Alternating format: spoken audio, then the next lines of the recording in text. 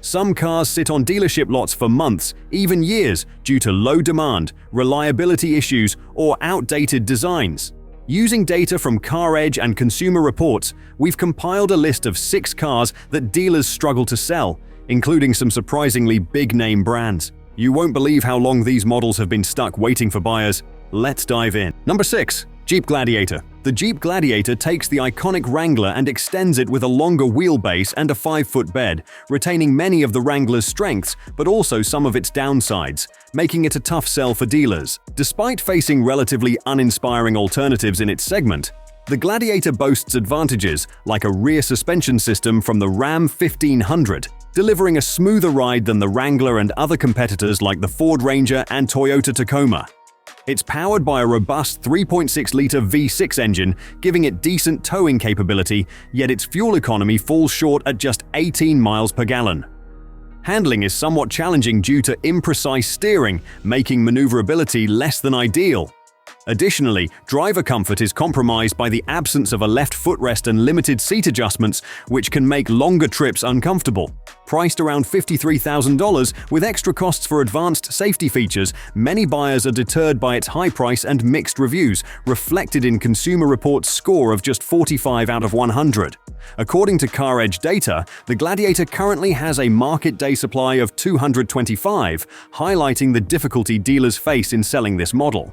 Number 5. Jaguar XF, a mid-sized luxury sedan with a lot of great features that still has a hard time selling. Even though the well-tuned suspension, quick handling, and responsive steering make this model fun to drive, sellers are having a hard time moving it. The updated XF comes with a nicer cabin, a better gear selector, repositioned window controls, and a better infotainment system.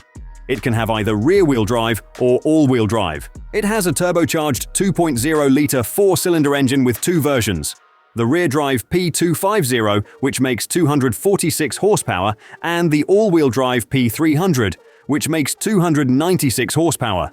Both come with an 8-speed automatic gearbox that is very smooth. The XF has nice, well-padded seats inside, as well as bright metal accents and a big trunk. Both front and back riders will enjoy a smooth ride. The rear-drive version gets up to 23 miles per gallon in the city and 30 miles per gallon on the highway, while the P300 gets 22 miles per gallon in the city and 30 miles per gallon on the highway. With a market day supply of 229 cars and a price tag of around $58,000, the Jaguar XF is still hard to sell, even with all of these good points. It makes you think, and the high price may be a big reason why it's not selling well. Number 4. Lincoln Navigator.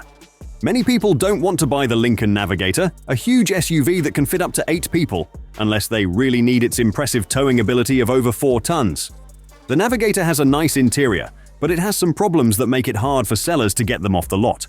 It has a 3.5-liter V6 turbo engine that gives it 411 horsepower on normal petrol and can go from 0 to 60 miles per hour in 6.2 seconds, but it doesn't get good gas mileage, so it's not very economical. The Navigator's adjustable suspension takes bumps well, but the handling can feel a little loose and disconnected when turning. A lot of drivers also don't like the front seats because the bottom cushions are too short, which can be painful on long drives.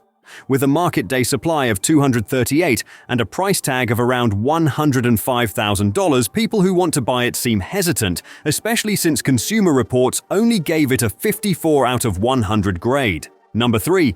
Dodge Hornet. People were very excited when the Dodge Hornet finally came out as a small SUV. However, it looks like this model could have used some more polish. The Hornet has a hard time competing in a crowded market because it has a rough ride, a noisy and plasticky interior, and only 23 miles per gallon of gas mileage. Its turbocharged 4-cylinder engine with 268 horsepower is what makes it stand out. It can go from 0 to 60 miles per hour in 6.4 seconds, which is pretty good. But the suspension has trouble handling the torque, which makes the steering feel like it's pulling when you speed up quickly. The ride is firm, the controls are hard to understand, and the driving position is uncomfortable, all of which take away from the total experience. Consumer Reports gave it a low score of 55 out of 100 because the inside feels cheap and there isn't much sight. With 384 cars on hand on the market day, it's clear that sellers are having a hard time selling the Hornet. This is especially true since customers are looking for better cars at the same price. Number 2. Fiat 500e.